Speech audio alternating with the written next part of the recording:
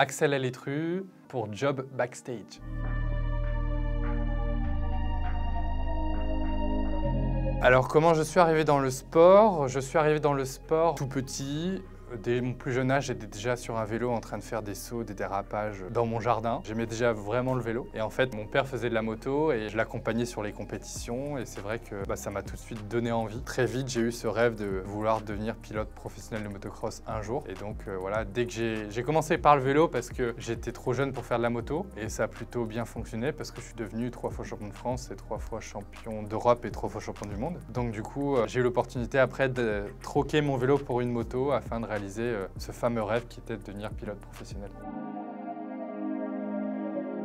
Sans prétention, mais je pense que j'ai une vie qui est un peu hors norme. Aujourd'hui, partager ce parcours, cette histoire à travers un film documentaire pourra transmettre un message fort au grand public, démontrer que derrière l'impossible se cache toujours impossible, démontrer qu'on peut tous être sujets à avoir dans notre vie un accident de vie, une maladie, mais qu'il est tout à fait possible de se reconstruire et de réaliser de grandes choses. Et en mettant en avant aussi les problématiques que je peux avoir au quotidien, pas que les réussites, je pense que c'est important de démontrer que à travers ce doc, oui, je reste un humain, oui, j'ai des difficultés, je fais face à des murs, mais la grande force, c'est de pouvoir essayer de les surmonter et arriver à mes fins. Et je pense que voilà, ce qui est intéressant, c'est de pouvoir le partager au grand public parce que les gens ne sont pas forcément avec moi au quotidien. Donc à travers ce documentaire avec Stéphanie Pilonka, on va faire quelque chose d'extraordinaire. Je les remercie au passage. Alors le BMX, où j'ai eu très vite commencé avec un gros palmarès, 3 fois champion de France, 3 fois champion d'Europe et 3 fois champion du monde. Ensuite le motocross, où j'ai pu devenir vice-champion du monde junior. Et ensuite l'accident, je le mets au palmarès parce que c'est un changement de vie quand même. Et derrière une nouvelle carrière, de nouveau dans le sport, où j'ai choisi la natation handisport dans le but d'aller aux Jeux paralympiques de Rio 2016. Et donc je suis devenu 12 fois champion de France, vainqueur des Jeux européens et décroché 3 records de France. Donc ça a été un super rebond physique, social. Ça m'a permis de créer des nouvelles opportunités. Et ensuite, l'envie de revenir dans les sports mécaniques avec les valides. Et donc, je me suis lancé le défi de faire le Rallye Dakar. Pour rappel, le Rallye Dakar, c'est 10 000 km en 15 jours, avec du sable, des dunes, des cailloux, des conditions qui sont vraiment extrêmes. Et donc, j'ai monté une équipe de nouveau, 25 personnes dans l'aventure cette fois-ci. On a levé les fonds pour développer une voiture pour que je puisse rouler malgré le handicap. Et non seulement ce Dakar, on l'a terminé avec mon copilote François, et je deviens la première personne au monde handicapée à avoir gagné une catégorie sur le Dakar devant les valides. Et récemment, mon dernier défi en date, c'est d'avoir pu boucler la boucle et remonter sur une moto et réaliser une épreuve qui était importante pour moi, qui était dans ma région, qui est de faire l'Enduropal du Touquet en moto. Donc l'Enduropal, c'est une compétition qui est en moto sur la plage, 1300 concurrents. Et donc là, j'ai fait le départ avec les valides et j'arrive deuxième au premier virage devant les valides. Donc c'est voilà, extraordinaire parce que sur la plage qui fait 6 km de long, on est à 170 km/h et je peux vous dire que voilà, seulement avec les mains et les muscles qui ne fonctionnent plus dans les jambes, se tenir sur la moto, c'était vraiment waouh, un défi qui était vraiment, je pense, le défi le plus gros de ma carrière. Je dirais qu'à 20 ans, il y a toujours plus dur, mais c'est l'une des choses les plus dures qu'on peut dire à un gamin de 20 ans. Lui dire qu'il ne remarchera jamais, d'une part. D'autre part, que ma carrière était complètement anéantie. Donc, malgré la situation, je ne me suis pas résigné à ce diagnostic pessimiste des médecins, mais plutôt, je suis resté vraiment positif en m'accrochant au fait que je me disais que malgré ce diagnostic, avec l'expérience que j'ai en tant qu'athlète de haut niveau, le fait que je connais bien mon corps, je vais essayer d'aller retrouver le maximum d'autonomie en rééducation et je ferai un bilan après 2 ans pour voir jusque là où je peux aller. J'ai pas forcément eu de déclic précis, mais surtout l'envie de redevenir le plus valide possible. C'était quelque chose d'important pour moi. Essayer de retrouver cette vie d'avant, à la fois en m'adaptant, en trouvant des solutions, mais aussi en travaillant sur le peu de muscles que je commençais à récupérer. Donc pas de déclic précis, mais surtout l'envie de m'accrocher à la vie.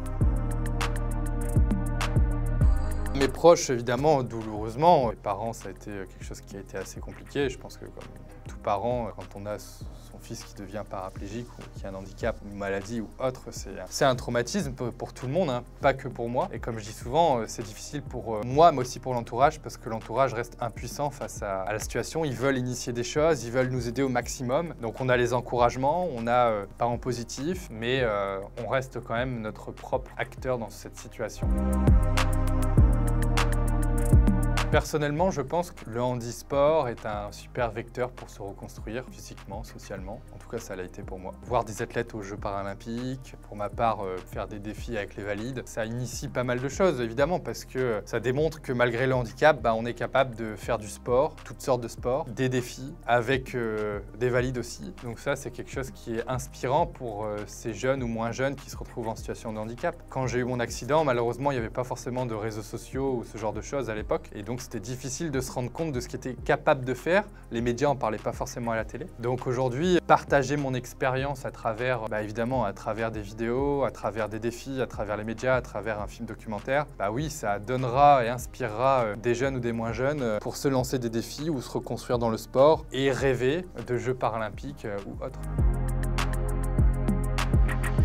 Je leur dirais, qu'on soit en situation de handicap ou non, on enlève la partie handicap, je dirais qu'on a tous des rêves, des ambitions. Parfois, on peut avoir l'entourage ou des croyances limitantes qui malheureusement nous brisent ces rêves avant même d'avoir commencé. Mais je dirais que faites ce que vous aimez, croyez en vous. C'est important. Ayez confiance en ce que vous faites. Et quand vous êtes passionné par quelque chose que vous aimez, je pense qu'on est ultra performant. Et n'essayez pas forcément d'aller sur des choses que parents ou l'entourage parfois vous essayent de vous emmener pour avoir un statut social ou ce genre de choses, mais faites ce que vous avez envie de faire. Et après, la vie vous mènera sur le bon chemin. Je pense que c'est important de faire ce qu'on aime. Moi, j'ai toujours fait ce que j'avais envie de faire.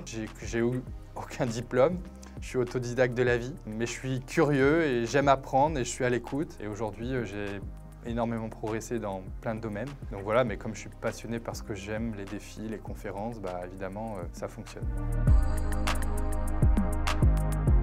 Alors, les conférences en entreprise, c'est vraiment pour partager un message fort de résilience, dépassement de soi, d'esprit d'équipe, démontrer avec mon expérience qu'on peut trouver des solutions pour s'adapter face au changement. Les sociétés font face à des crises, à des guerres, à des récessions, etc. Et donc, parfois, on fait face à des crises budgétaires où on doit continuer à être productif, à faire du chiffre d'affaires, en ayant moins de capacités humaines, budgétaires. Donc, c'est important de démontrer que, oui, moi, avec moins, j'ai continué à pouvoir performer en m'adaptant et en trouvant des solutions. Et c'est vrai que aujourd'hui, dans les colloques ou dans les conférences, dans les séminaires, c'est quelque chose qui fonctionne bien parce que les gens se retrouvent dans cette intervention, dans tous les cas. Ça peut être au début, à la fin, et c'est quelque chose qui marque les gens. En plus de ça, j'ai une scénographie qui est assez inspirante où je démarre en fauteuil roulant. Au fur et à mesure, je me mets sur un coin de table, puis à la fin, je marche sans béquille. Donc l'idée, c'est de pouvoir, en plus du pitch, les embarquer visuellement. Quand on me voit arriver en fauteuil, les gens sont à milieu d'imaginer que je terminais debout en marchant. Et c'est vrai que visuellement, ça marque les esprits positivement.